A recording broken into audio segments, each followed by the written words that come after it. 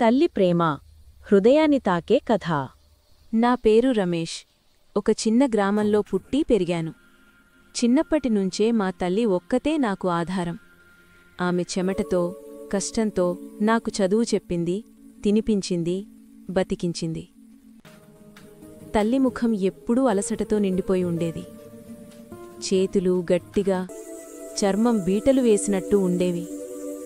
ఒకరోజు నేనడిగాను, అమ్మా, నీ చేతులు ఎందుకింత గట్టిగా ఉన్నాయి? ఆమె నవ్వుతూ చెప్పింది, బాబూ, నీ భవిష్యత్తు కోసం కష్టపడిన గీతలివి. ఆ మాట నా హృదయంలో చెక్కుకుపోయింది. ఏళ్ల తరబడి కష్టపడుతూ నన్ను చదివించింది. నేను పెద్దయ్యాను, మంచి ఉద్యోగం సంపాదించాను. కాని ఆమె మాత్రం బలహీనంగా, అనారోగ్యంగా మారిపోయింది. ఒకరోజు ఫోను వచ్చింది, నీ తల్లి చాలా బలహీనంగా ఉందిరా. ఆ మాటలు నా జీవితాన్ని మార్చేశాయి. తల్లి ప్రేమకు ప్రతిగా నేనేమివ్వగలను?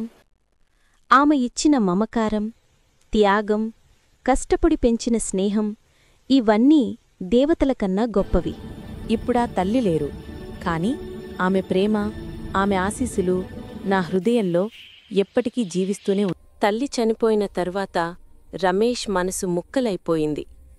ఇంతవరకు తల్లిని అమ్మా అని పిలుస్తూ ఉన్నా ఆమె విలువ అతను కోల్గైన తర్వాతతే అర్థమైంది. తల్లికి ఇష్టమైన ఆ చిన్న ఇల్లు ఇప్పుడు ఖాళీగా ఉంది. ఆమె వాసన, ఆ చిరునవ్వు, ఆ గిన్నెల శబ్దం అన్ని గుర్తొచ్చి కన్నీళ్లు ఆగవు. ఒకరోజు రమేష్ తల్లి పాత పెట్టె తెరిచాడు. అందులో ఆమె చేతిలాతలో రాసిన ఒక చిన్న చిట్టి కనిపించింది. అందులో ఇలా ఉంది, నా బిడ్డా, నువ్వు పెద్దవాడివవుతావు, పెద్ద మనిషివవుతావు, కాని ఎప్పుడూ మానవత్వం మర్చిపోవద్దు. మనిషిగా ఉన్నంతవరకు ఎవరైనా సహాయం చెయ్యి.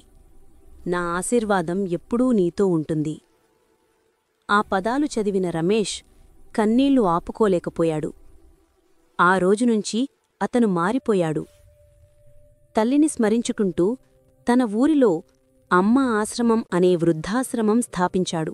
తనలాంటి అనాథ వృద్ధ మహిళలకు ఆశ్రయం, మందులు, సాంత్వన ఇచ్చే స్థలమది.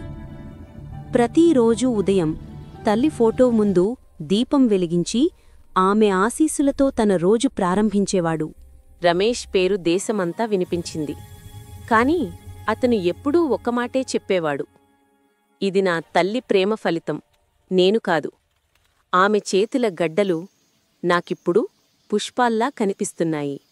ముగింపు సందేశం: తల్లి మనతో లేకపోయినా ఆమె ప్రేమ మన హృదయంలో ఎప్పటికీ వెలుగులా నిలుస్తుంది.